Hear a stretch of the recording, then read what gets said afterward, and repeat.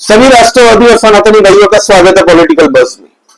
दोस्तों, पिछले हफ्ते सुप्रीम कोर्ट के अंदर में दो पिटीशन फाइल हुई और इलीगल रोहिंग्या और इलीगल बांग्लादेशियों को लेके जिस तरीके से भारत के अंदर में एक मुहिम से छिड़ चुकी है कि हर एक इलीगल बांग्लादेशी और रोहिंग्याओं को ढूंढ ढूंढ के हम लोग निकालेंगे, आइडेंटिफाई करेंगे और देश से डिपोर्ट करेंगे हमारी प्रशासन।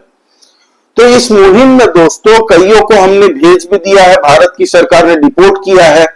कई रोहिंग्याओं को दोस्तों जहां से वो आए थे वहां पे डिपोर्ट कर दिया गया है।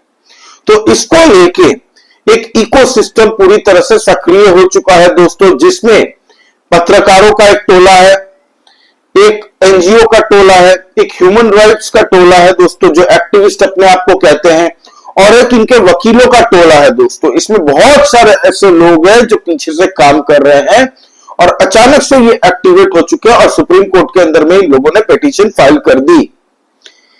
इनके हिसाब से जो रोहिंग्याओं को भारत में भेजा है उनको वापस बुलाना चाहिए भारत के अंदर में, उनको घर देना चाहिए सरकार की तरफ से और 50 लाख रुपए कंपेंसेशन देना चाहिए।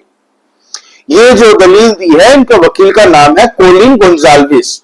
इनके बाप का देश है, इनके बाप के सारे रिसोर्सेस हैं, सरकार के पैसे हराम के हैं क्या? ये जो कोलिन गोंजाल्विस, ये जो एनजीओ, ह्यूमन राइट्स, ये सब जो इकट्ठा हो गए ना, इन लोगों को बोलना चाहिए कि भारत के अंदर में तुम लोग अपनी प्रॉपर्टियां बेच के एक बड़ी सी जमीन लो, घर बनवाओ और रोहिंग्याओं को वहां पे अपने घर में रखो। तब इनकी फट जाती है, रखेंगे नहीं। इनका जो दोस्तों एजेंडा है वो भारत विरोधी हमेशा से रहा है। ह्यूमन राइट्स की आड़ में ये लोग भारत को तबाह करने के लिए पूरी तरह से तैयार हैं। इन लोगों ने कई इलीगल बांग्लादेशी के खिलाफ में भी जब भी कुछ होता है कोर्ट में चले जाते हैं, रोहिंग्याओं के खिलाफ कुछ होता है तो चले जाते हैं दोस्तों, सिर्फ ह्यूमन राइट्स का हवाला देके। दूसरा जो केस है, इनका कहना है कि म्यांमार के अंदर में 43 लोगों को भारत ने जब शिप में छोड़ रहे थे तो उनको समुद्र से 800 मीटर दूर ही फेंक दिया। वो लाइफ जैकेट पहना के रोहिंग्याओं को उतार दिया पानी में कि तैर तैर के जाओ तुम म्यांमार में। तो ये कहानी गढ़ी गई है एक तरीके से। सुप्रीम कोर्ट ने राइट ऑन द फेस लताड़ा है दोस्तों इनको इनकी औकात दिखाई है कि मस्त राम की मनोहर कहानियां मत गढ़ो, ठीक है? स्क्रिप्ट बड़ी अच्छी लिखी है आप लोगों ने, ये सब कहानी गढ़ने की बंद करो। कोई सबूत है वहां पे? कौन फोटो खींच रहा था, कौन वीडियो बना रहा था? कोई विटनेस है कि मन गलत कहानी अपने मन से बनाओगे, एक सैडिस्टिक स्टोरी तैयार करोगे, ह्यूमन राइट्स का हवाला दोगे? तो ऐसे टाइम वेस्ट मत करो। भारत के अंदर में, Bharat is in the state of war. Bharat के अंदर में नेशनल सिक्योरिटी का खतरा जहां जहां होगा, भारत की गवर्नमेंट एक्शन लेने को बाध्य है और खुली है, उनके पास ये अधिकार है। तो nobody can interfere in our national security matters. तो ये समझा दिया गया है। सोशल मीडिया में दर्द कई लोगों को हो रहा है। प्रशांत किशोर, राणा अय्यूब, ऐसे लोग कई हैं दोस्तों जिन लोगों को बड़ी तकलीफ हो रही है।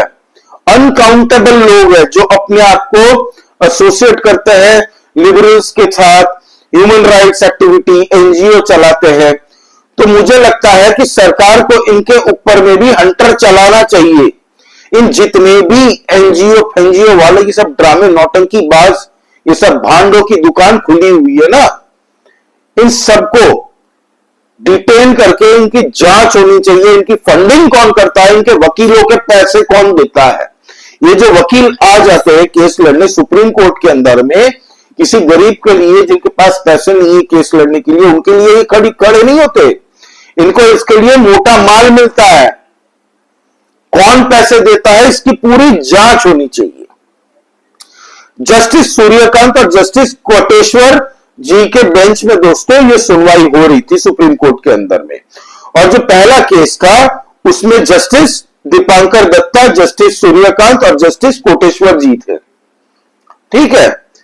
अब दोस्तों आप देखिए कि जब भी बात आती है इलीगल बांग्लादेशी, इलीगल रोहिंग्या की, तब आम आदमी पार्टी, कांग्रेस की गवर्नमेंट सरकार, जो कांग्रेस पार्टी है उनकी तरफ से, ममता बनर्जी के टीएमसी की तरफ से, सीपीआईएम की तरफ से, आपको पता है झारखंड के अंदर में जेएमएम पार्टी है हेमंत सोरेन की, जो अभी हाल ही में चुनाव जीत के आए हैं, उनको सबको दिक्कत होती है। क्यों? क्योंकि इनको इसमें वोट बैंक दिखता है। बाहर में जाए देश, बाहर में जाए भारत की नेशनल सिक्योरिटी। भारत धर्मशाला थोड़ी है। इन लोगों को दोस्तों, आज झारखंड की डेमोग्राफी आप जाके, जो लोग झारखंड से बिलोंग करते हैं, हर एक शख्स इस बात से दोस्तों अग्री करेगा कि पूरी झारखंड की डेमोग्राफी बदल गई है हाल ही के 10-15 साल के अंदर में। ट्राइबल्स जितने भी हमारे हैं भारत के, झारखंड के अंदर में खाली उनकी जमीनें छीन ली जाती हैं, उनकी बहन बेटियों से शादी का झूठा वादा करके जाति शादी करने के बाद में उनको बेघर कर दिया जाता है और उनकी जमीन अपने नाम करवा ली जाती है, और इनको संरक्षण मिलता है भारत के अंदर में कुछ पॉलिटिकल पार्टियों का। आपको पता है दिल्ली के चुनाव के वक्त में मैंने कई वीडियो ऐसी बताई थी आपको, जहां पे अमानतुल्लाह खान, आम आदमी पार्टी ने सिस्टमैटिकली रोहिंग्याओं को बसाया था। अमानतुल्लाह खान का वो वीडियो अवेलेबल है जहां पे वो खुद कहता है कि आप लोगों को राशन पानी हम देते हैं, 10,000 रुपए मैंने आपको हर एक परिवार को दिया है, इलेक्ट्रिसिटी कटिया मार के, जिसका बिल जो ऑनेस्टली बिल पे करते हैं वो लोग के सर पे चढ़ के आता है। इन लोगों को पीने का पानी आरओ का पानी मुहैया करा गया, बाकी के दिल्ली लोग पानी के लिए तड़पते हैं। तो ये वोट बैंक की खातिर जिस तरीके से ये रोहिंग्या इलीगल बांग्लादेशियों को सिस्टमैटिकली हर बड़े सिटी, हर टीयर 1, टीयर 2, टीयर 3 में भी बसने शुरू हो चुके हैं दोस्तों। ये लोग हर जगह पे जाके ये डेमोग्राफी चेंज करते हैं। इसके लिए भारत, भाई रिसोर्सेस तो हम लोग के पास इनफाइनाइट वर्ल्ड में है नहीं, लिमिटेड है रिसोर्सेस भारत के लिए, भारत के लोगों के लिए सीमित है। हमारे लोगों के लिए ही पूरा नहीं पड़ रहा, तो ये बाहर से आए हुए 4 करोड़ 5 करोड़ जो ये इलीगल बांग्लादेशी और रोहिंग्या है, इनका कैसे पूरा होगा? हराम का पैसा है क्या? भारत की सरकार का पैसा हम लोग टैक्स भर भर के देते हैं दोस्तों, और इनके लिए पैसे खर्च करेगी सरकार। आप देखिए राजस्थान के अंदर में जो ड्राइव चल रहा है, हर दिन पकड़े जा रहे हैं। अभी हाल ही में गुजरात के चंडोला लेक के वहां पे 6,300 से ज्यादा बांग्लादेशी इलीगलों को डिटेन किया गया।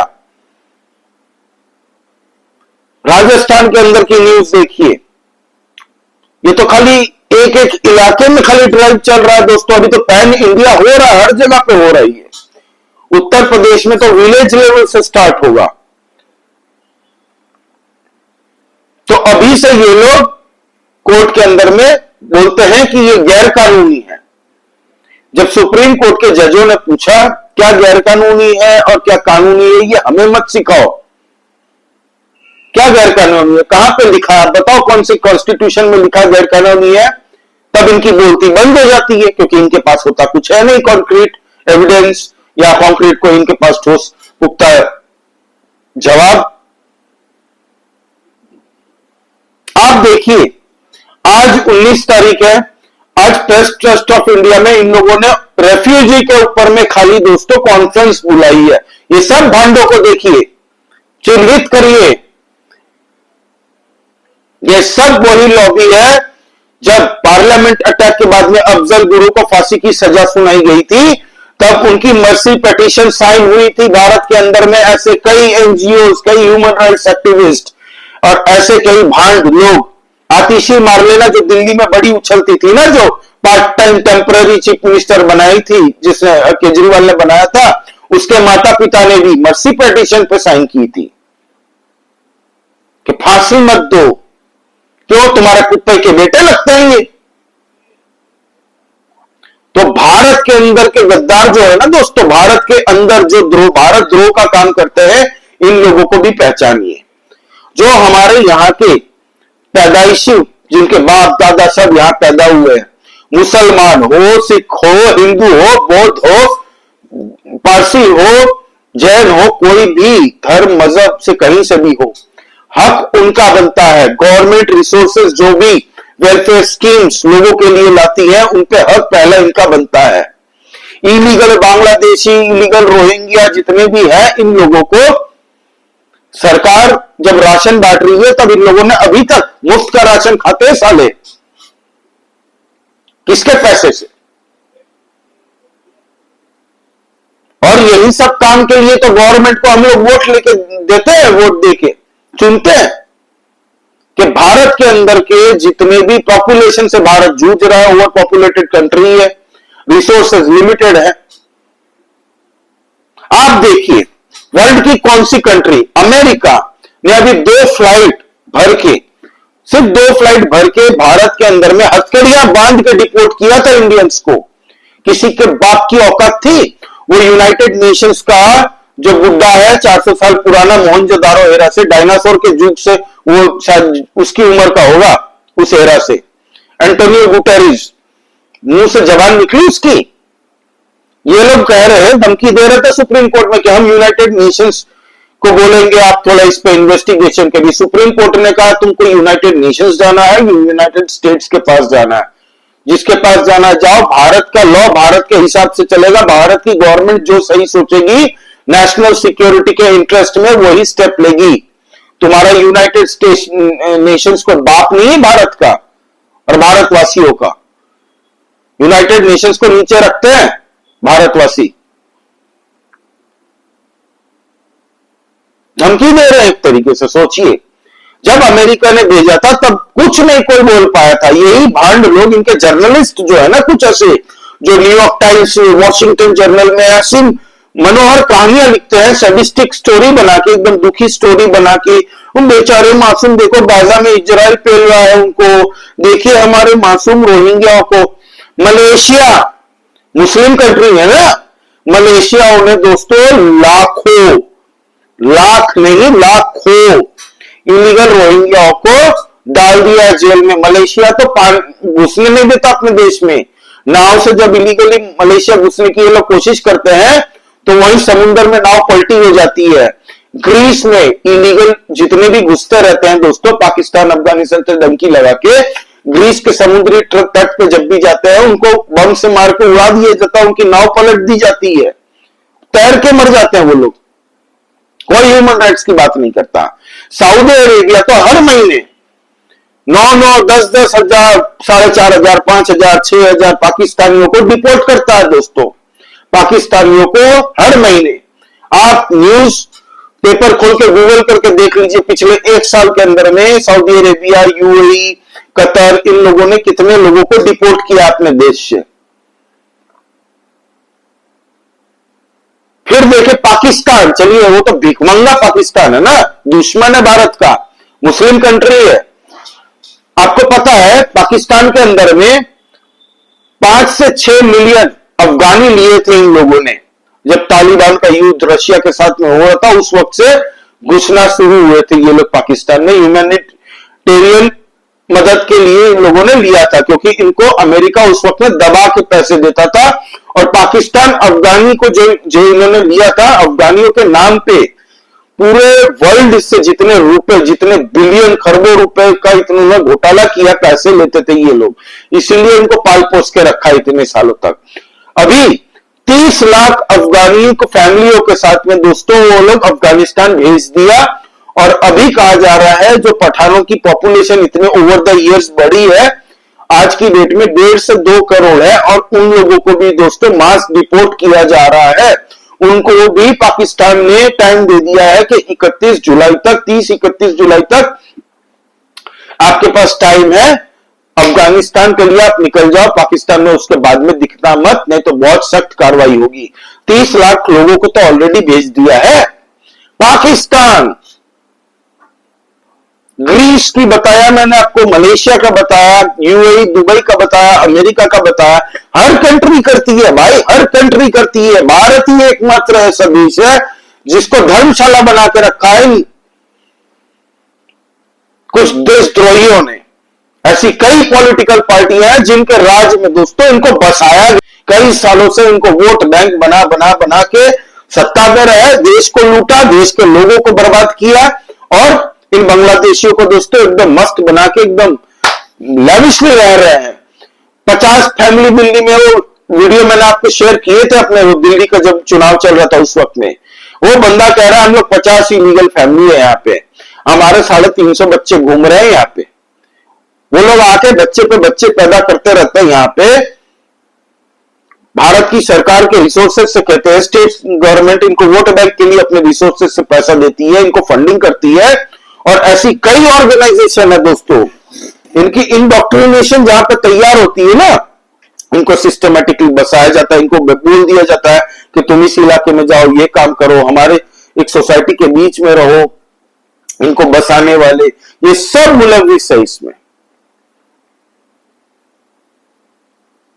तो इन लोगों पे सख्त से सख्त एक्शन होना चाहिए। तो ये जो सुप्रीम कोर्ट के अंदर में ये जो टोला गया है इन लोगों का, इनको भारत सरकार को, पूरे भारत के अंदर में जितने भी एनजीओज है, आए दिन दोस्तों एनजीओ बनते हैं, फंडिंग इधर से उधर होती है, मनी लॉन्ड्रिंग करते हैं ये लोग, बंद करके भाग जाते हैं। कहां से क्या होता है, कब आती है नई एनजीओ, कब बंद हो जाती है, पता भी नहीं चलता। फेक एड्रेसेस पे हजारों एनजीओ खुली हुई है। आपको पता है कई ऐसी केसेस है जहां पे एनजीओ पे जब उनकी जांच पड़ताल हो रही थी तब जाके पता चला कि जिस एड्रेस का एनजीओ है वो एड्रेस एग्जिस्ट ही नहीं करता भाई। और ये लोग ह्यूमन राइट्स के नाम पे दोस्तों डॉलर में पैसा लेते हैं ऐसी संस्थाओं से। ओपन सोसाइटी फॉर जस्टिस क्या करती थी? यही सब तो करती थी। तो भारत के अंदर में अभी मास डिपोर्टेशन हो रहा है, इलीगल बांग्लादेशी और जितने भी रोहिंग्यास है इन सबको आइडेंटिफाई करके निकालना अभी बहुत जरूरी है। आपको पता है चिट्ठी लिख के जब अभी झारखंड के जेएमएम को चिट्ठी लिख के सरकार ने बोला है कि आइडेंटिफाई करिए, तो जेएमएम जो हेमंत सोरेन की पार्टी है उनका कहना है कि बस अब कोई मुद्दा नहीं रहा गवर्नमेंट के पास में हिंदू मुसलमान। अरे इसमें मुसलमान कहां से आ गए भाई? इस देश में जो रहीम रह रहा है उसको पहले नौकरी मिलनी चाहिए क्या? इन हरामजादों को जो फर्जी अपना नाम लेके यहाँ पे आके खाली बच्चे पैदा करते हैं, पॉपुलेशन बढ़ाते हैं और बाद में भिंडी रोना रोते हैं, और इनको बचाने वाले वो एनजीओ वाले बांड होते हैं, इनके वकील भी तैयार होते हैं, इनके लिए ये एक्टिविस्ट लोग खड़े होते हैं, ये प्रशांत भूषण जैसे लोग। तो ये है दोस्तों पूरा मांजरा। अब इन लोगों को कह दी गया है कि भाई आपका यूनाइटेड नेशन जो भी जांच करेगा, इसकी धमकी आप हम लोग को दे रहे हो, कोई धमकी काम नहीं आने वाली है और हम पूरी तरह से इस केस को खारिज करते हैं। कोई वैल्यू नहीं स्टैंड करता, कोई सबूत नहीं है और ना ही आपकी दलील में कोई दम है। भारत की इंटरनल सिक्योरिटी और नेशनल सिक्योरिटी के आगे कुछ नहीं है। भारत अभी खुद वॉर में मुलविस है, तो दिमाग मत खराब करो, निकलो बैंड यहां से। तो ये है पूरा माजरा। आपका इस बारे में दोस्तों क्या कहना है प्लीज कमेंट करके बताइए, लाइक कीजिए इस वीडियो को और प्लीज सब्सक्राइब करिए इस चैनल को। हम लोग इंटरनल पॉलिटिक्स डिस्कस करते रहते हैं। जय श्री राम। सभी सनातनी और राष्ट्रवादी भाइयों को जय हिंद, वंदे मातरम।